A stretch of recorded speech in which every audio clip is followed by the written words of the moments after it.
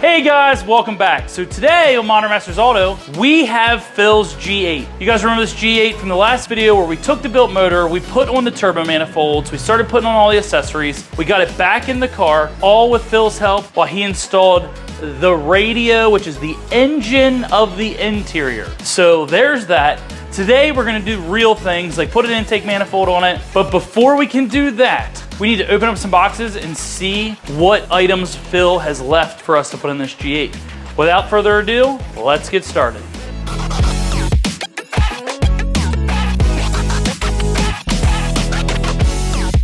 So here we are.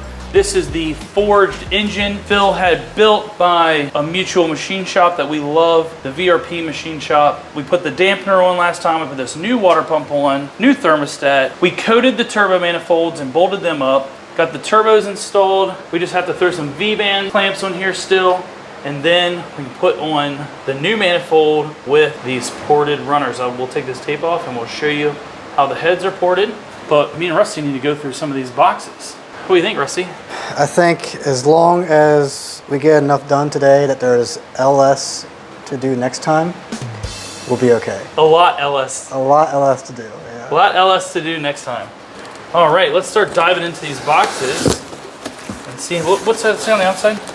Performance design. Digital instructions. Wow, VRP is really stepping their game up. Hopefully we can put this one on once. Yeah. No instructions, you're putting it on at least 3 times. 100%. Oh, geez, wood screws? Oh, this looks fun. This looks fun, and this cool hose. All right, pull it out of this, let me just set it down and I'll hold it. Oh, look at this. Ooh, carbon fiber. What's up with these? What? What is that? Is there a fuel rail built into that? Is that where the fuel rail is? They look like injector clips. What? What is this thing? Space age technology? Well, SpaceX. Oh, SpaceX. You just gotta look at it in a mirror. Wait a second, I'm backwards here. Oh, there we go. Yeah, there we go. X5. What is this thing? Is this the intake manifold or is that a jet ski engine? This is the new ECU, I think. This is the power plant. Oh, the power plant of the engine. Trunk. It's a trunk ECU. It's like the engine of the engine. It's the brain of the engine.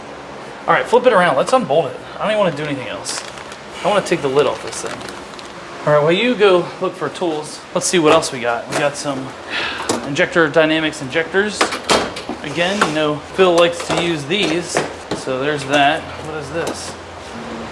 LS3 throttle body, 103 millimeter. Holy. All right, guys. Opening up this throttle body from Granatelli. I think that's that pizza place Alex likes. All right, look at this giant throttle body gasket that we won't be needing because the manifold comes with an O-ring. Let's see, we got some nice new bolts.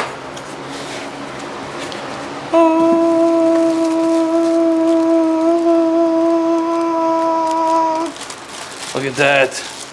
Wow. Look at that Granatelli Motorsports. Tell these guys I said, what's up? Look at that. That thing is huge. It's bigger than my hand. Wow. It's incredible. It is cool. And that's going to look super nice on that. No idea how the turbos are going to get to this, but you know, we'll run this thing in A for a while if we got to. Pretty sure Phil wouldn't mind. Then we have power steering, aluminum reservoir. Very nice, very nice. Phil wanted me to take it out of the bag for you guys. So there she is. Very cool. Push the limits. You definitely want to push the limits of your power steering, especially when you have something this powerful. And Rusty, you need to stop doing that because your mic's on and it's going to pick up all that. Look, Rusty got carried away, started taking the bolts off without us. All right, go ahead. Let's see what's inside.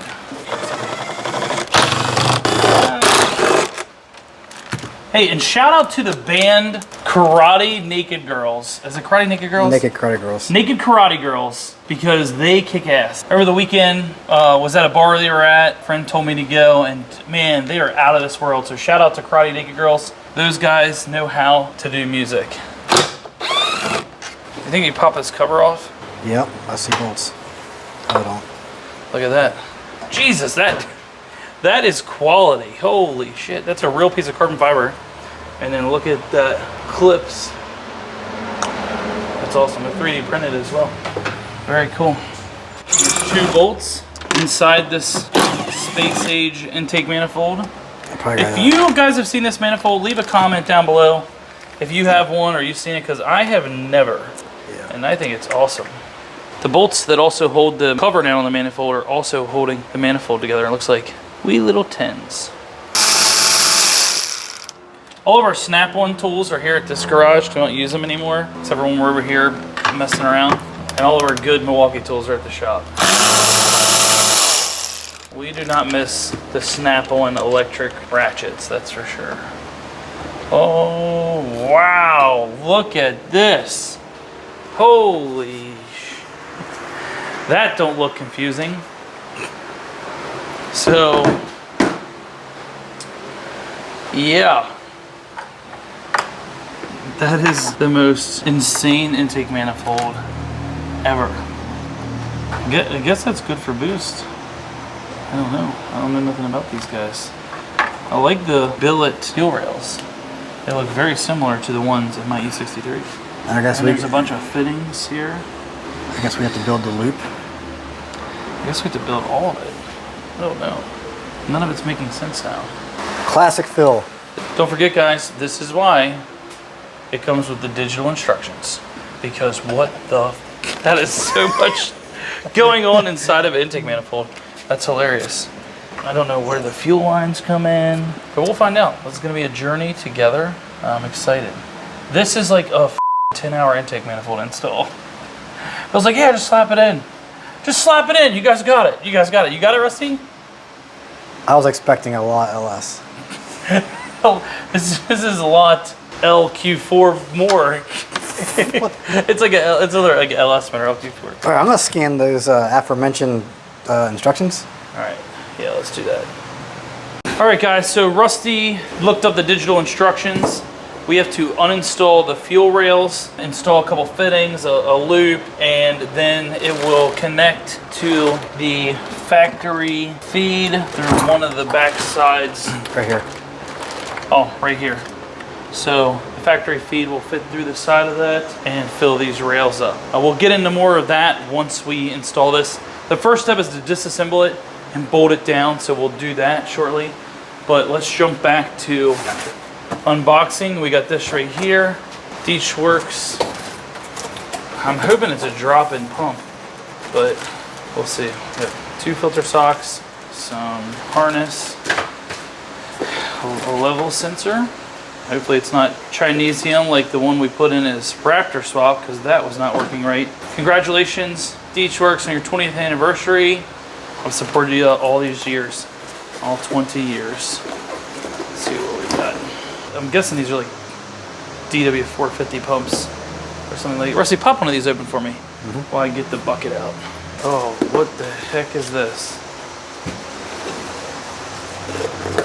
I don't know, but it looks cool. Pop this bad boy out. Whoa. That looks pretty serious. A little more serious than I wanted to get into one of Phil's projects. Bucket hanger. And here is the new bucket. Fuel pressure regulator. Just like in the AMGs. Cool little bucket. There's the underneath of that. And the pumps most likely hang like that in there. Cool. One orientation or other. And let's see what we got. We got the DWF 420 LPH dual 420s. So nice. At 40 PSI. We'll probably be running 60 for this setup.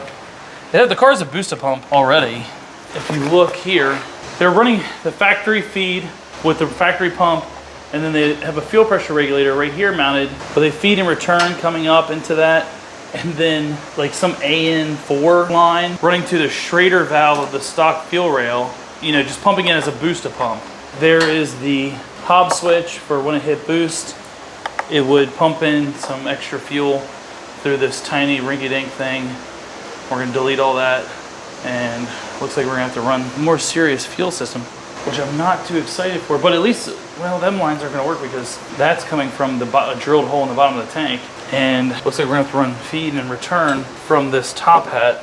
And as you see here, and all these parts that are remaining for the G8, there's no fuel line, no fuel fittings, nothing. So we're at a standstill with that. I say let's try to get it running without these for now, and when I quote Phil to put in this fuel system, we'll see what we do. He might say bucket. What is it? What'd you say? Say it again. I say he might say bucket. Say bucket. As Rusty is holding the bucket. That's funny. All right, let's disassemble this thing so we can get it mounted, see what's going on.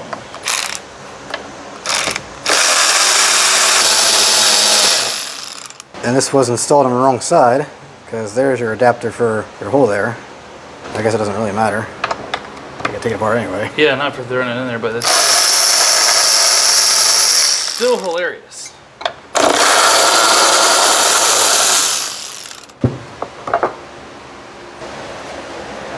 What do you see?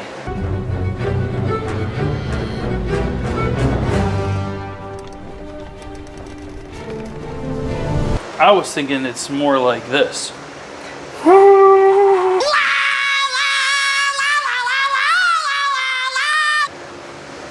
Even practicing. I have been. So we have this coolant crossover pipe that goes in the front of the cylinder heads, and there's also two block-off ports in the back. And I thought, you know what, this was just a machine shop. I bet you they didn't change those, and they're all crusty, and I was right, they're all smashed down and nasty looking. So I thought we were going to have to leave to go to the parts store, but luckily Phil was smart enough to order them the last time he was here in town, and we can keep on moving. All right guys, so we have our fresh OEM O-rings in here, as well as in this crossover pipe here. So I'll go ahead and reinstall those.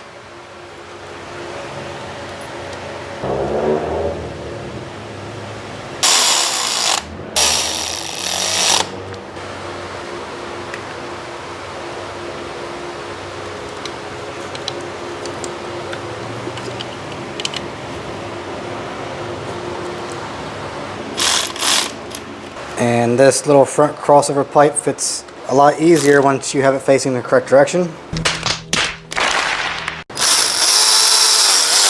All right guys, the moment everybody's been waiting for. Let's check out the port work on the intake side.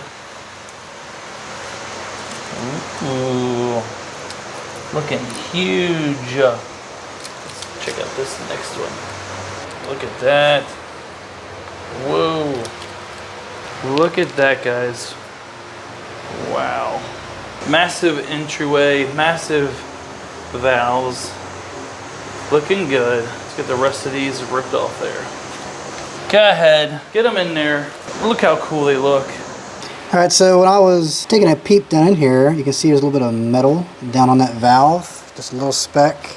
And if you look down this one, a little speck down there. And then on this side, if you peep around this corner, you can see the threads on that bolt. So I'm guessing that's normal when these are ported, but whenever the bolt went in, it made a couple little flakes fall down onto the valve, which I don't think it's enough to really, worry about too much, but we have a vacuum here, so I might as well use it. So I'm gonna suck that out just to make sure there's no problems down the road. But it doesn't matter how thorough a machine shop is, always be observant after you assemble everything, just to be safe. Unfortunately, our vacuum sucks, and not in a good way. You suck! So I'm just gonna blow this out with some shop air. Hopefully that'll get everything out of there. Alright, we are all good now. So the new manifold has an extra vacuum port in the back that the factory one does not, so I decided to utilize that one to run to the hob switch that's mounted on the firewall, so that'll be nice and neat. And then the brake booster hose right here. So to make it easier on myself, I went ahead and attached these before I put it on the car. And now it's time to get the manifold on there, and I won't have to dig behind here in that tight spot to try to get those on there. So let's get it bolted up.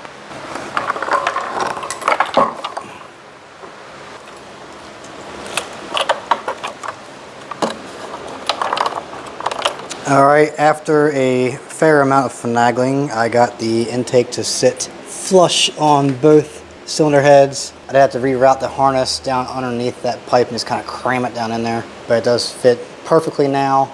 I have my hoses ran to the back here, and of course we still have our injector harness just kind of laying here. I need to kind of straighten that out a little bit, but I'm going to do that after I bolt this down and torque it, and that will be the next step. And it did come with these new fittings here for the vacuum fittings up front. I think I'll go ahead and pop those on real quick before I torque everything down, and then we will continue.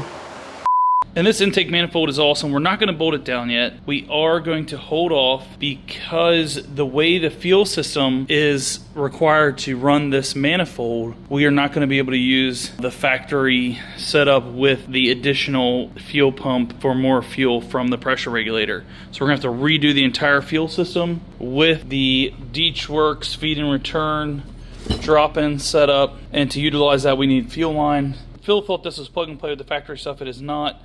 We are going to run a 10 AN feed, 8 AN return, and run it to the bay, to the pressure regulator, completely redo the fuel system.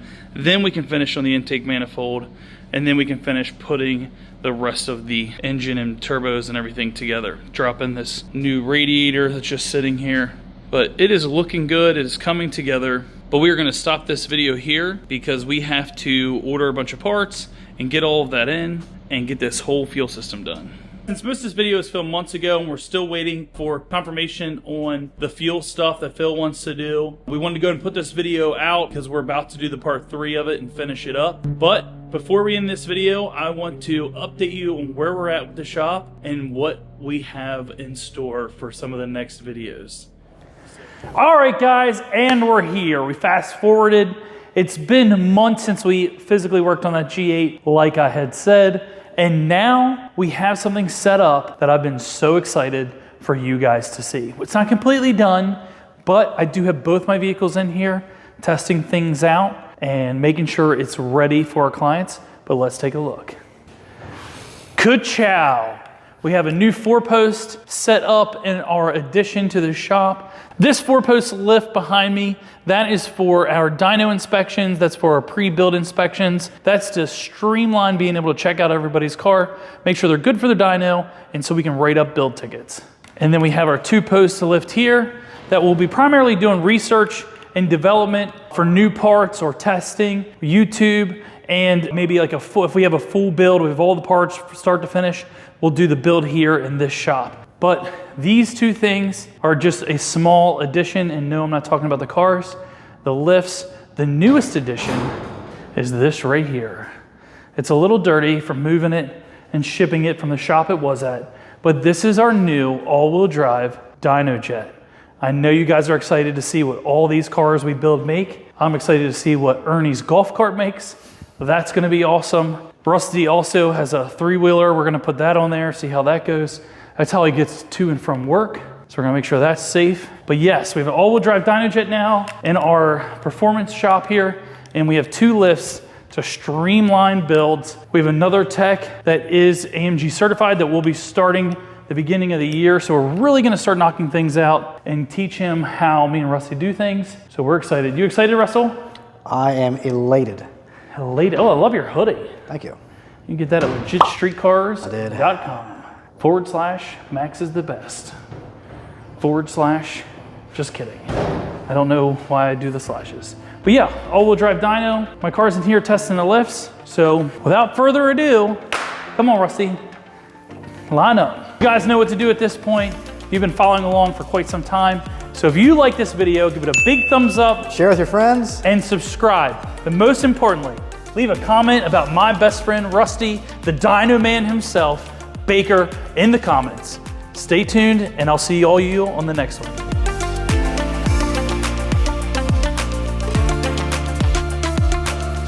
Or also known as the Big D. The big, why the big D? For dyno. Oh, dyno. Yeah. I didn't know where he was going with that because I've been friends with him for a long time. It is a moderate D at best. Ain't nothing wrong with average. Look at him, he's right below average. But you know that's zoomed in, do you? Huh? No, I like bumped it. But I mean, above average on ratio of balding. That's okay. Yep. There's like metal. But don't the AMGs just look awesome in here? Stay tuned for dyno videos.